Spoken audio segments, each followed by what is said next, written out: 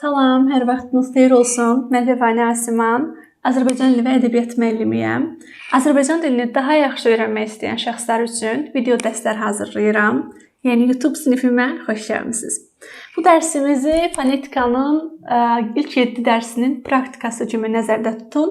Çünki artıq tətbiq etmək zamanıdır. İlk 7 dərsdə demək olar ki, fonetika ilə bağlı bütün qaydaları, bütün məlumatları danışmışıq. Artıq fonetik təhlil eləyə bilərik. Belə. Fonetik təhlil haqqında nələri bilməyimiz lazımdır? O məşhur sualımızı qeyd eləyək. Deməli, fonetik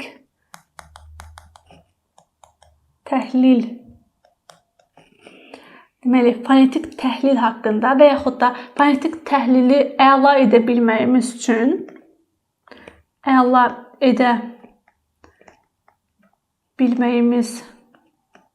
üçün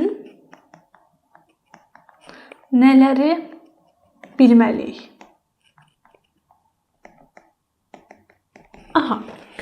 Deməli, başlayaq, elə fonetik təhlil yazaq. Fonetik təhlilin digər adı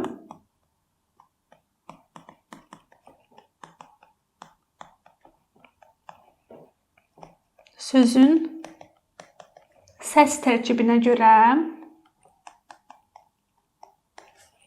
təhlili.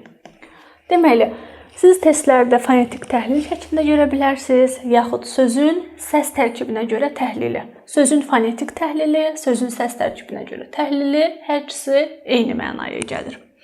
Belə.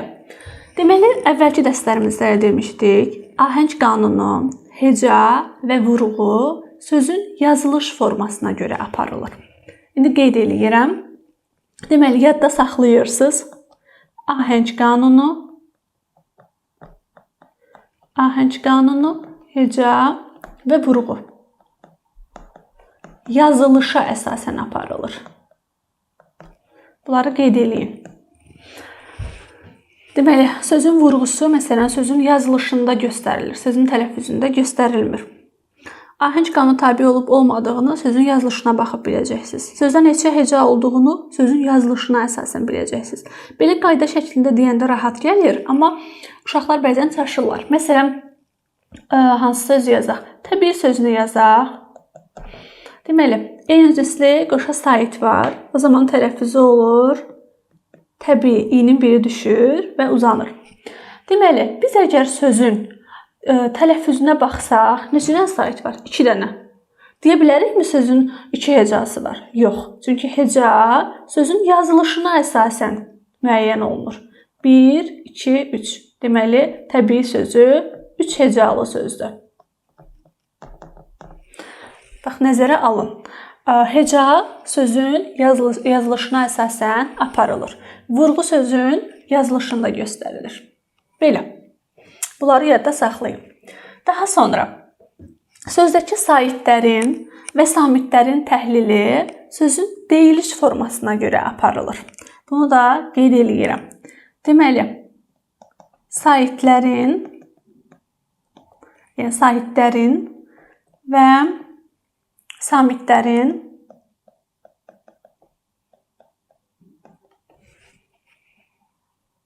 təhlili deyilişə əsasən aparılır. Məsələn, sözdə məsələn bu hərfi var, tutaq ki, kitab. Amma tələffüzdə b, p kimi tələffüz olunur axı. Kitab. Biz təhlildə artıq b-nı yox, p-nı təhlil eləyəcəyik. Əgər b-nı təhlil eləsələr, o səhv göstərilir. Çünki saitlərin və samitlərin təhlili nəyə əsasəndir? Deyilişə əsasəndir. Siz baxın, bu hissənin təhlilini eləyəcəksiniz. Bu hissənin yazılışın təhlilini eləməyəcəksiniz.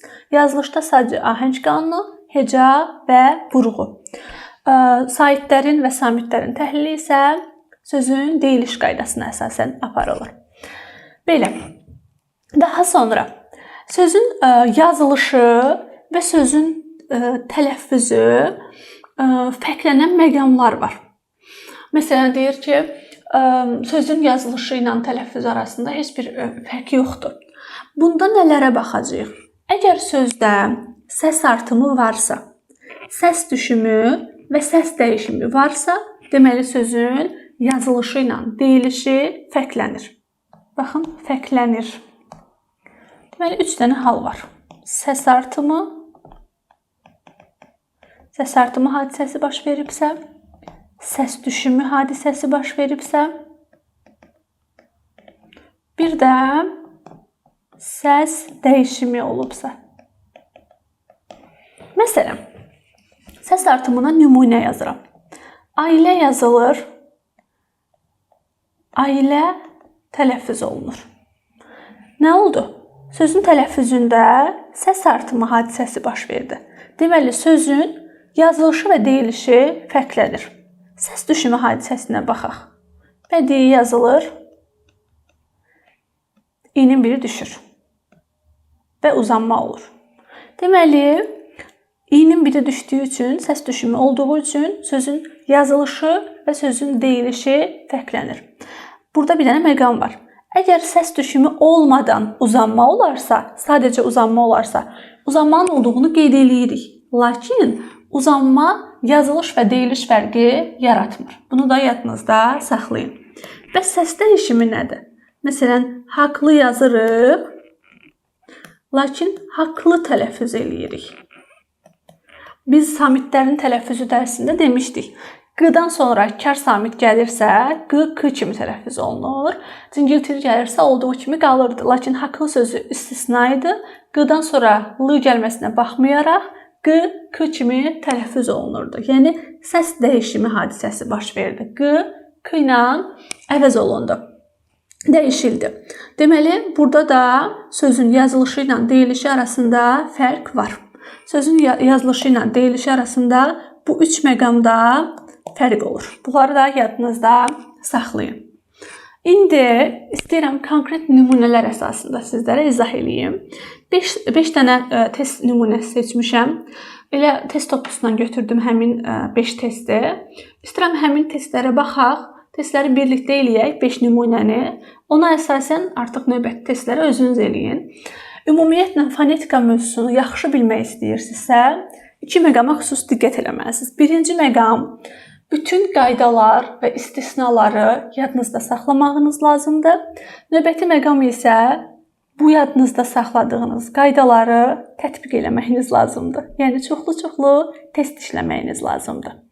Ona görə tövsiyə edirəm ki, fonetika bölməsində olan testləri, xüsusilə dimin öz nəşrini çoxlu işləyin. Yəni, testləri təkrar səhvsiz işləyənə qədər işləməyiniz lazımdır.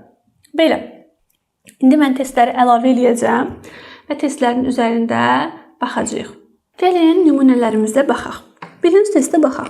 Təqsir sözünün fonetik xüsusiyyətləri ilə bağlı səhv fikri müəyyən etməyimiz lazımdır.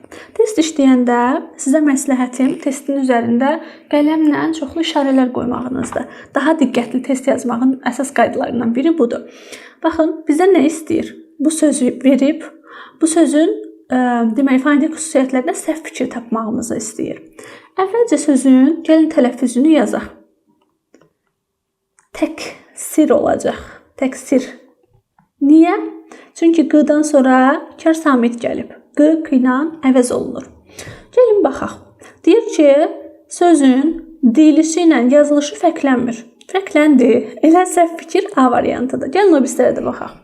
Sözdə 6 səs var, 6 hərf var. Bəli, sözdə səs artımı və ya səs düşümü yoxdur. Deməli, səslərin və hərflərin sayı bərabərdir. Ə incə, dodaqlanmayan, açıq. İ incə, dodaqlanmayan, qapalı saytdır. Tamamilə doğrudur. Samitlərdən yalnız birinin R qarşılığı yoxdur. Baxaq, T-nın qarşılığı D, K-nın qarşılığı Q, S-nın qarşılığı Z, sadəcə R-nın qarşılığı yoxdur. Doğrudur. 2 hecalıdır, vurğu ikinci hecadadır. Təksir 2 hecalıdır. Təksir normal deyirik, vurğu ikinci hecadadır. Səhv variantımız A variantıdır. Sözün deyilişinə yazılışı fərqlənir. Keçək növbəti testimizə. Sərbəstlik. Sərbəstlik sözü, deməli, sözün fonetik xüsusiyyətləri ilə bağlı yenə də səhv fikri istəyir. Sözün tələffüzünü yazaq. Deməli, sərbəst.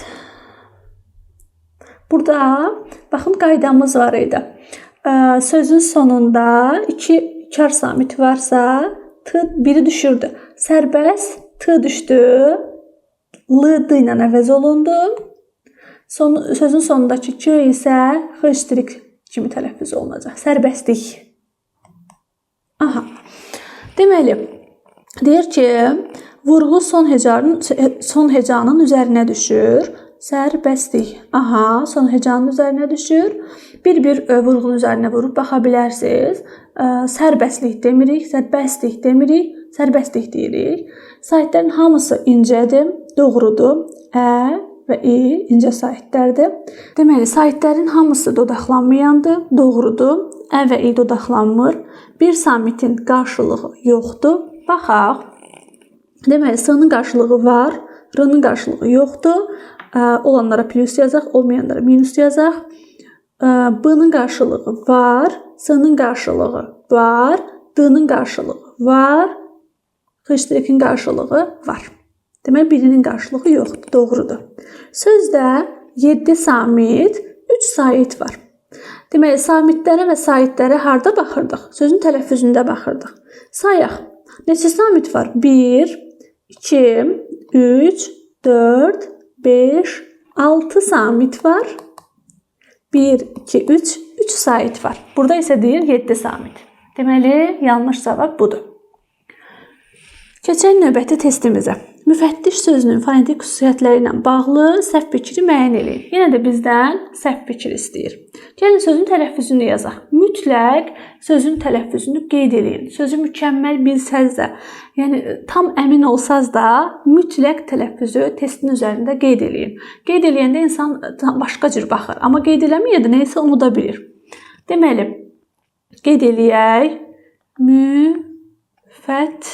Qoşa t necə tələffüz olunurdu? İkinci t d ilə əvəz olunurdu. Müfəttiş.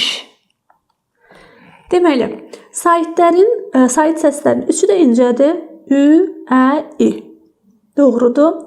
Deməli, deyilişi və yazılışı fərqlənmir. Elə yanlış cavab budur. Fərqlənir.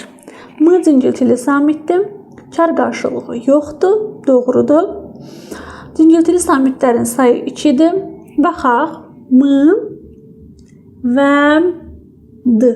Doğru. 5 burada səhvlik olub. Kar samitdir. Cingiltili qarşılığı j-dır. Hə, bunu ola bilsin ki, elektrona çevirəndə çox güman ki, burada ş yazılıb. Sadəcə burada səhv düşüb. Aha, ş kar samitdir. Cingiltili qarşılığı j-dır. Doğrudur. Demək, yanlış cavabımız deyilişlə yazılış fərqlənmir, yanlışdır, fərqlənir. Keçək növbəti sualımıza. Müvəqqəti sözünün fonetik xüsusiyyətləri ilə bağlı səhv fikri müəyyən eləyin. Gəlin sözün tələffüzünü yazaq. Müvəqqəti. Qoşa qda birinci k iştiriklə əvəz olunurdu. Müvəqqəti. Deməli, sözün hecaları burada əslində yanlışdır, amma ola bilsin ki, mən elektrona çevirmişəm, ona görə elə düşüb. O da ola bilər. Baxaq növbəti variantlara, o şəkildə qərar verək. Baxın, hecalar belə olmalıdır. Müvəqqəti.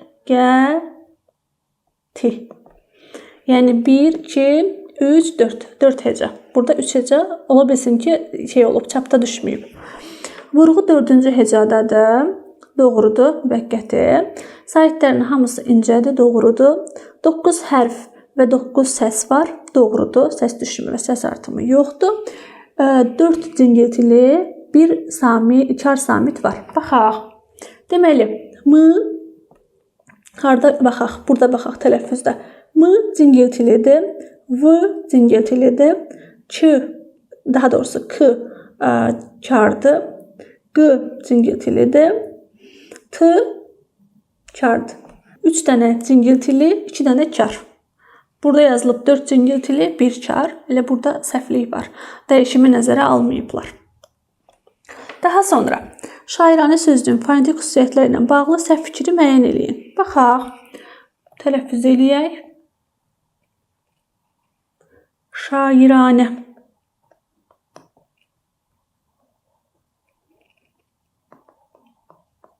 Şairanə olur. Y əlavə olundu və 2 dənə uzanma var. Deyir ki, bax səhv fikir istəyir bizdən. Yazılışı ilə deyilişi fərqlənir. Y əlavə olundu, doğrudur. Tələffüzü yazılışından fərqlənmir. Deməli, bu yanlışdır. Birincinin tam əksidir. Elə variant B olacaq. Hər iki A sayt uzun tələffüz olunur. Doğrudur. S, kar, Y, R, N. Deməli, samitlərin adını doğru tələffüz eləyək. S, kar, Y, R, N cingiltili samitlərdir. Doğrudur. Burada yenə də baxırsınız hara tələffüzə. Tələffüzdəki samitləri nəzərə alın. Sözün yazılışında məsələn Y yoxdur, amma tələffüzündə var. Tələffüzə əsas götürürük biz. Ahəng qanuna tabe deyil. Doğrudur. Çünki yazılışına baxaq. A var, I var. Deməli, ahəng qanunu pozulub. Variant B variantıdır. Sözün yazılışı ilə tələffüzü fərqlənir. Belə, fonetik təhlil nümunələri bu qədər idi. Ümid edirəm ki, anlaşılan oldu. Əgər hər hansı bir sualınız olarsa, şərhiniz olarsa, rəylər hissəsinə yaza bilərsiniz. Xudahafiz.